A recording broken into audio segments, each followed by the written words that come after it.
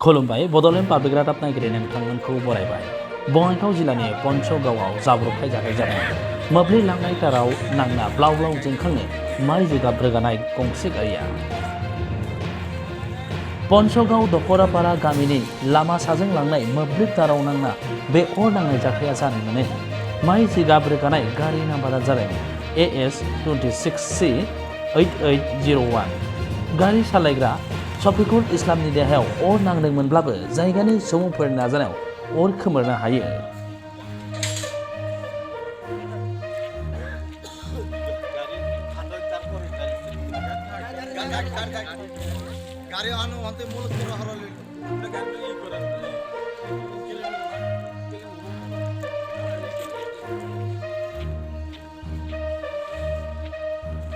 गारि सालायग्रा शफिकुल इस्लामखौ गोब्राब थासारियाव गामिनि सावस्रि फाहामसालियाव थिसननाय जायो।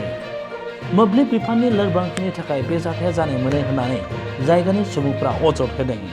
मख'नो गोनांदि फाखानि खुन्थियानि सोलाय बै जायगायाव औवानि खुन्थियाजों मोब्लिब तारखौ लांनाय जादों।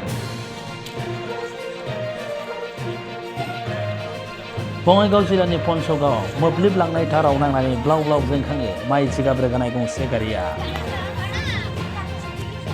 गामिनि लामा साजों लांनाय मोब्लिब ताराव नांना बे अर नांनाय जाथाया जानो मोनो। माइ जिगाब गोरान रोगानाय नाम्बारा जादों AS26C 8801। गारि सालायग्रा शफिकुल इस्लामनि देहायाव अर नांदोंमोनब्लाबो जायगानि सुबुंफोरनि नाजानायाव अर खोमोरनो हायो।